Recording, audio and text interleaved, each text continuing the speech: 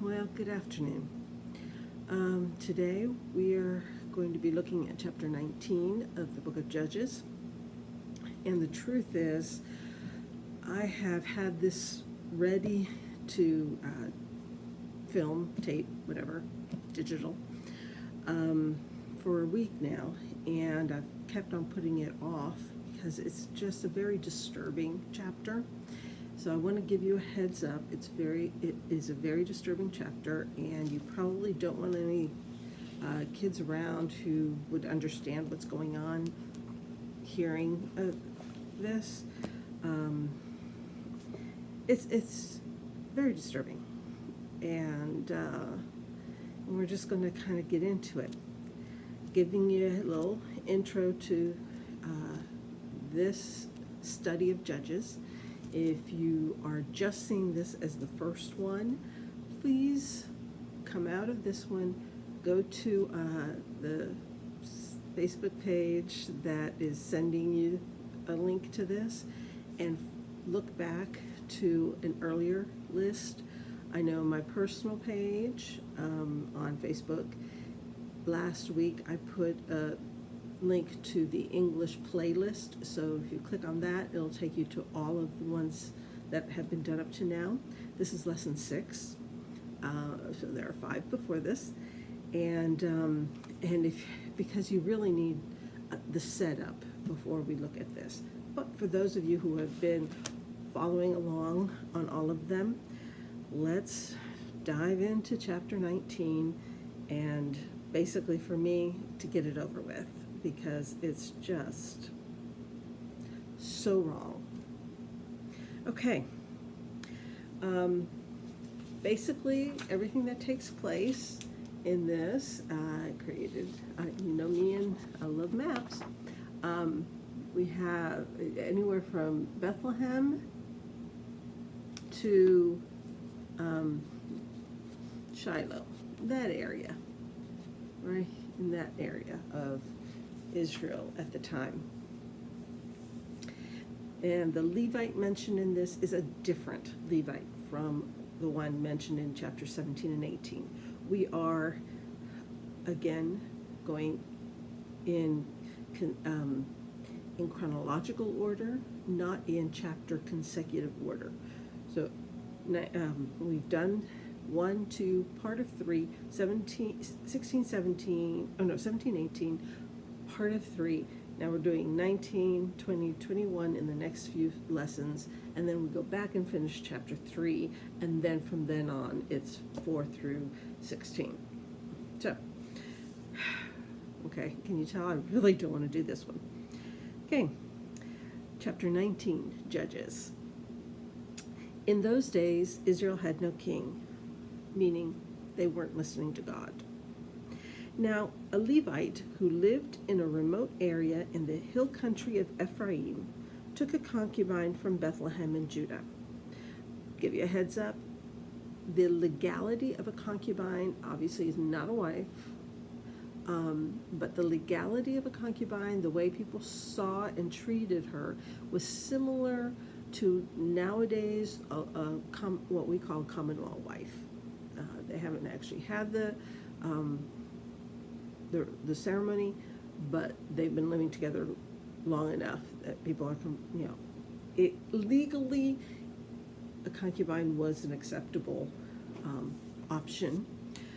But this is a Levite. This is someone who is supposed to be a spiritual example to the people of Israel, and he should not be having a concubine. Just like, poor example were Saul and David and Solomon and all of those,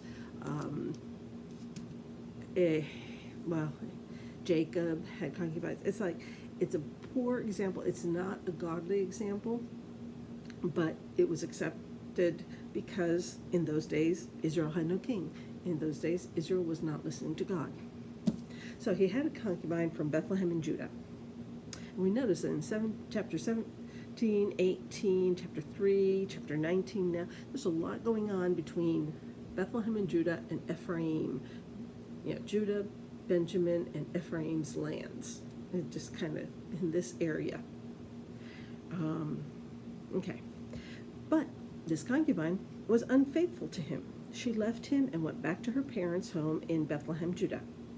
After she had been there for 4 months, her husband went to her to persuade her to return.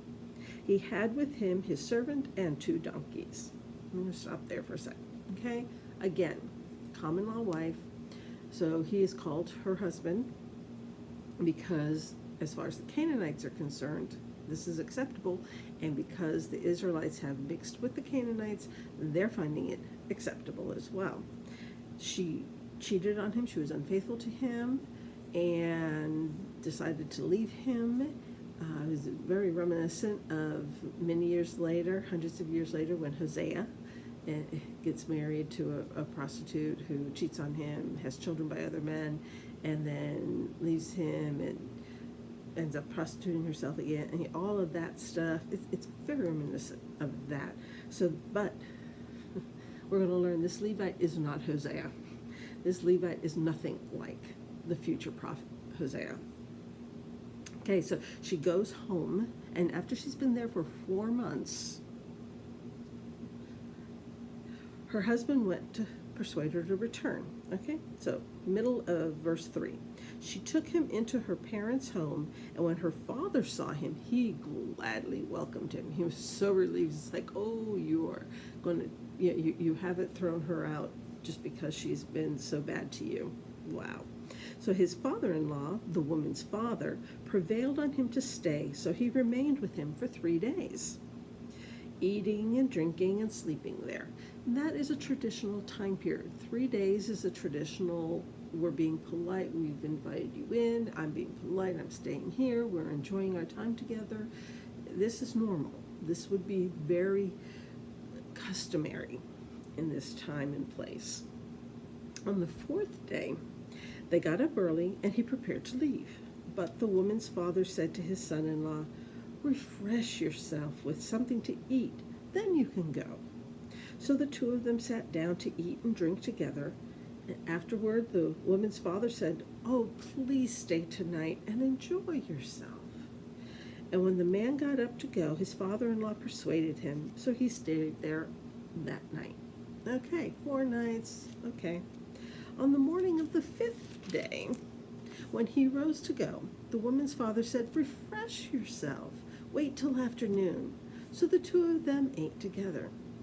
Then when the man with his concubine and his servant got up to leave, his father-in-law, the woman's father, said, "Now look, it's almost evening. Spend the night here. The day is nearly over. Stay and enjoy yourself.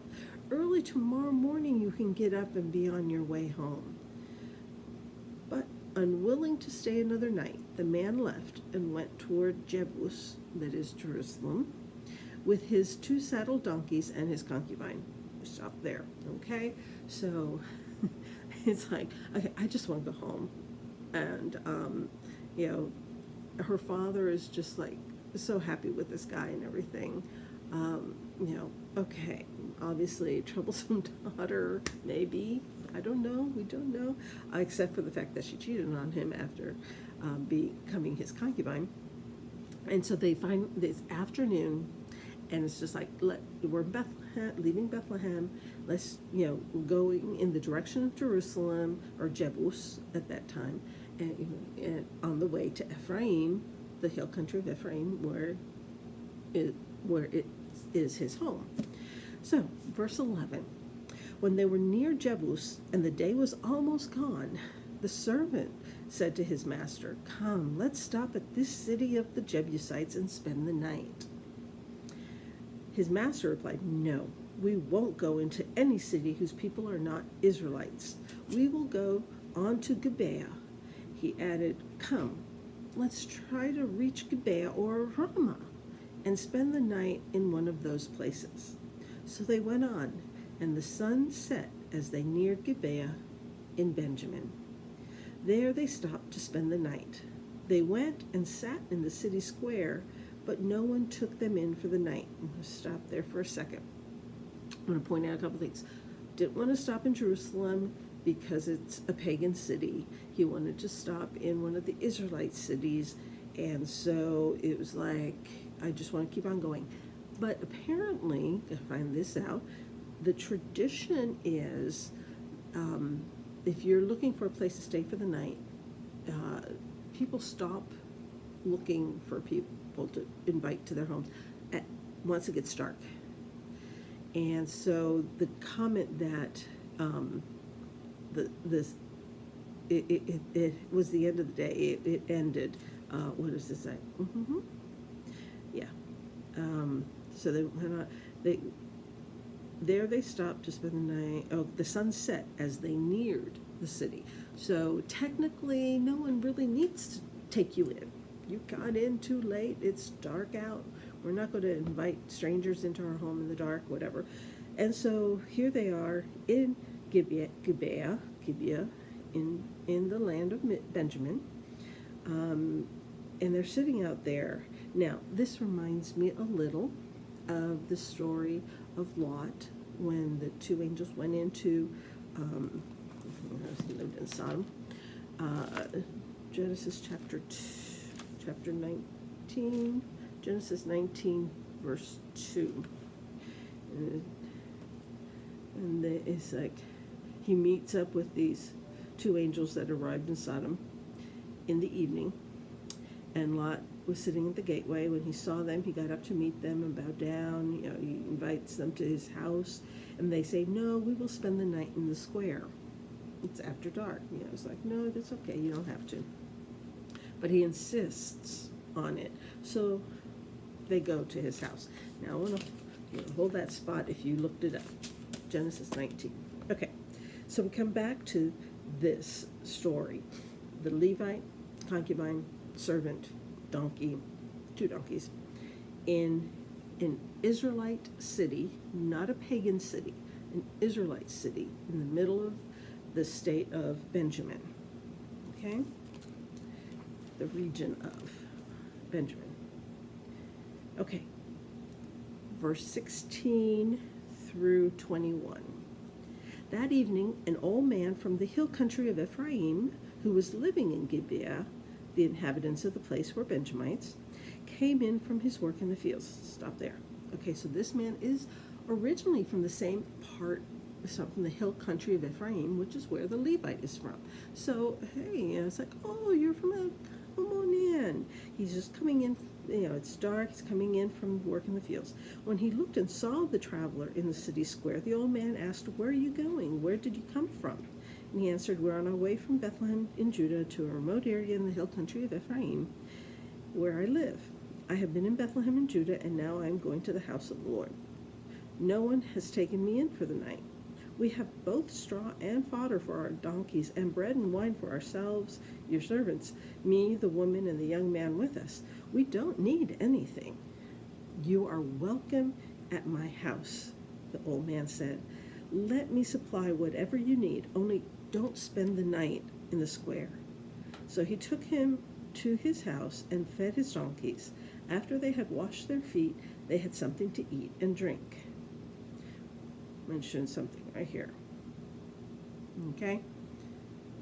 He insists. Lot insisted, "No, don't stay out here. Come to my house." And the tradition, even amongst Canaanites, the tradition is when you take somebody into your home, you are taking them, taking care of them fully. You are providing for them food, rest, the best of your house, and, as we'll find out, protection. Remember, this man is a Levite consecrated to God. He is not a member of the tribe of Ephraim. He's not a member of the tribe of Benjamin. He's not a member of the tribe of Judah. He's a member of the tribe of Levi. He is a Levite. The entire tribe of Levi have been consecrated to their main work is to take care of God's tabernacle. That's what they're supposed to do. They are representatives of the people before God. The priests are Levi's from the line of Aaron, and all the other Levites are also are just not priests, but they are doing all the other work around the tabernacle. Okay, so keep this in mind. Now, verse 22. While they were enjoying themselves, some of the wicked men of the city surrounded the house. Pounding on the door, they shouted to the old man who owned the house, "Bring out the men who came to your house so we can have sex with them." I want to jump back to Genesis 19:5. They called to Lot, "Where are the men who came to you tonight? Bring them out to us so that we can have sex with them." Keep in mind, these are citizens of Sodom. These are citizens of Gibeah, an Israelite city. These are not supposed to be pagans. And again, the ones in the story of Lot, they're angels. They are consecrated to God. Here's a Levite who is supposed to be consecrated to God, and they're treating him the same way. I did make another, okay, that's a little bit later. Okay. So, verse 23 and 24 makes me angry. The owner of the house went outside and said to them, "No, my friends, don't be so vile. Since this man is my guest, don't do this outrageous thing. Look, here is my virgin daughter and his concubine. I will bring them out to you now, and you can use them and do to them whatever you wish. But as for this man, don't do such an outrageous thing." Pausing there again. Excuse me? It's the same thing that Lot did. It's like, "Oh, here are my two virgin daughters." It's like, okay, I want you to write this, note this verse down. Leviticus 19:29. 19:29. So when, sorry, was it Genesis? Leviticus. Circling, wait a minute, that's not in Genesis, it's in Leviticus. Leviticus 19:9.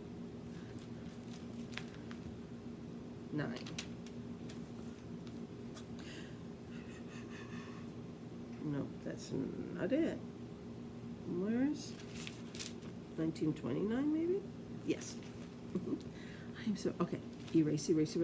Leviticus 19:29. Do not degrade your daughter by making her a prostitute, or the land will turn to prostitution and be filled with wickedness. Basically, if you're treating your daughter this way, basically you're prostituting her.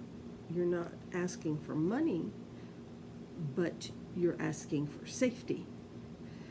So basically, he is breaking God's law by offering his daughters. Lot at least has the excuse that, yes, it is a custom to protect any guest in your home, the Canaanite, but the law, the Moses laws, the Mosaic laws have not been written yet. So at least he doesn't have that over his head.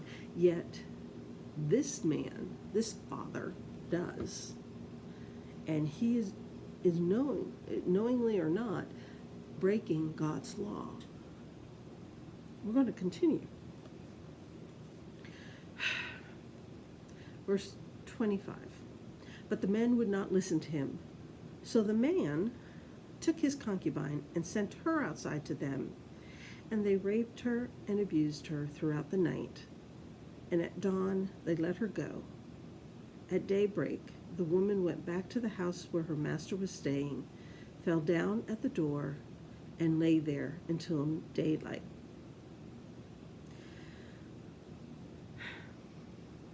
Okay.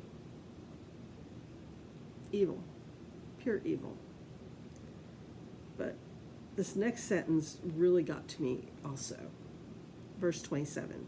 When her master got up in the morning and opened the door of the house and stepped out to continue on his way, there lay his concubine, fallen in the doorway of the house with her hands on the threshold. He said to her, "Get up, let's go."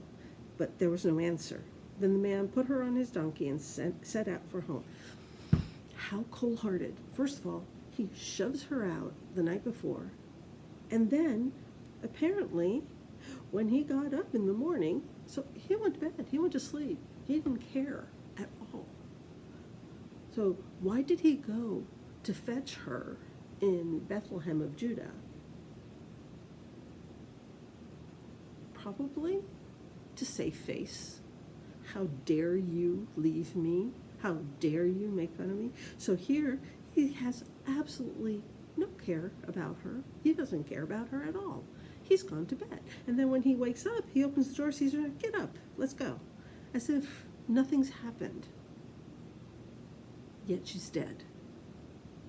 He picks her up, puts her on the donkey, sets out for home. So what? Oh well. She's dead. Very cold-hearted. Makes me so angry. It's like every single male in this story, sorry guys, but every single male in this story has sinned in some way. The only ones who have not sinned are the two women involved. They have no power. So whatever the father or the husband say, they have no power. And they did not sin. But every single man in that chapter. This is an example, a prime example that in those days Israel had no king. They did not listen to God. They did not follow God. They did not care. And we're going to finish with the first 7 verses of chapter 20. Then all Israel he went home. Verse 29 of chapter 19. When he reached home, squeamish, he took a knife and cut up his concubine, limb by limb, into 12 parts, and sent them into all the areas of Israel. Everyone who saw it was saying to one another, such a thing has never been seen or done, not since the day the Israelites came out of Egypt. Just imagine, we must do something, so speak up. Then, chapter 20. Then all Israel, from Dan to Beersheba, and from the land of Gilead, came together as one, and assembled before the Lord in Mizpah. Now, I wanted to show you a few pictures here first. Okay. Give you a little idea here. Okay, here's Bethlehem. Here's what will later be called Jerusalem. Here's Gibeah, not to be confused with Gibeon. Yeah, some people, see that and think, oh, they just spelled it different. No, it's 2 different places. This is Gibeah. And then you have Bethel and Shiloh, this is the hill country of Ephraim here. This is Benjamin, the land of Benjamin, the red here. The black is Ephraim, okay? So that gives you a little bit there.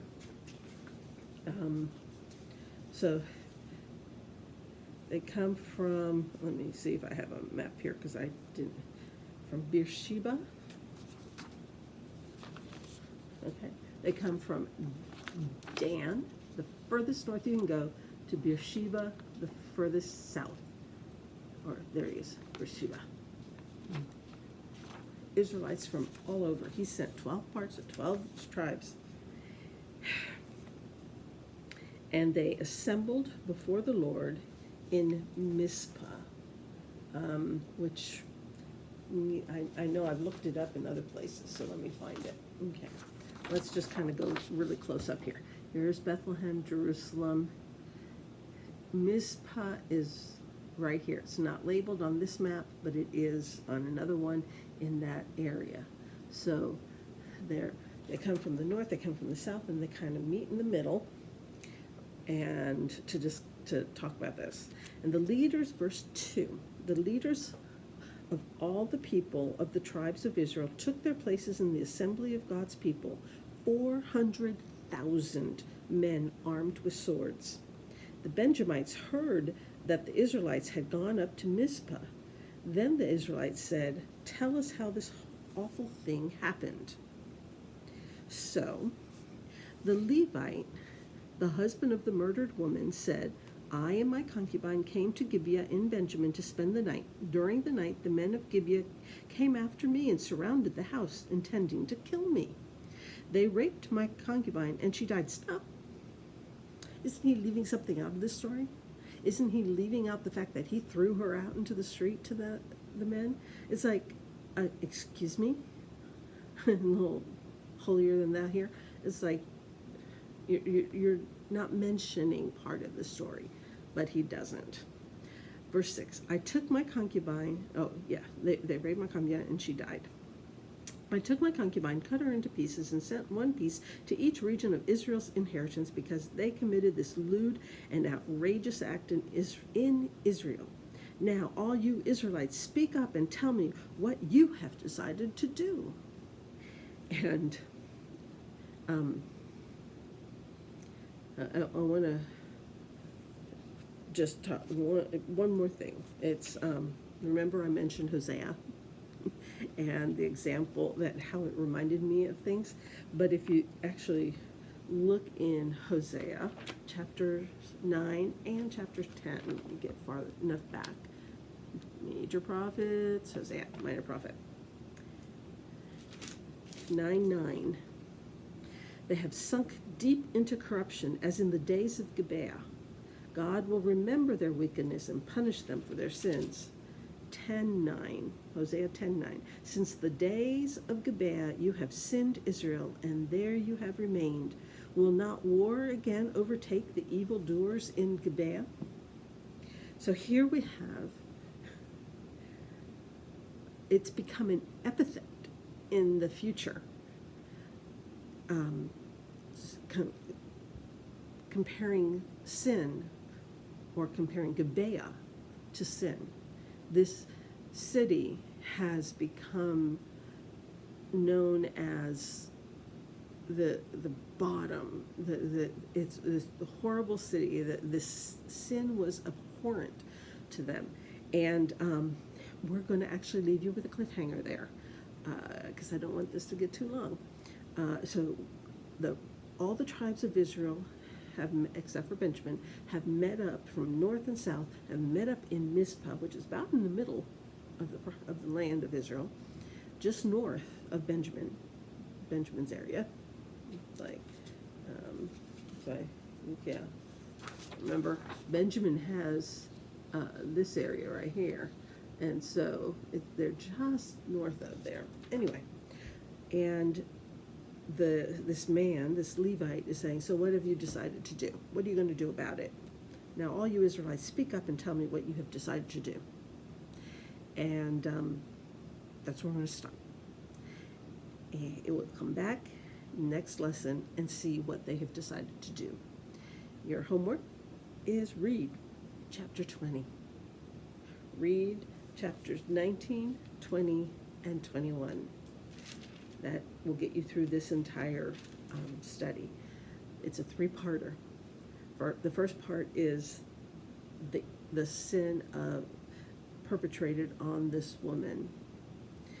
And then, yes, she sinned against her common-law husband, but his sin killed her. Her sin just embarrassed him. His sin killed her. And now Israelites we cannot believe this has happened. How could this have happened in our land? And so they're deciding what they're going to do about it. So 19, 20, 21, and I'll see you in a few days. Bye.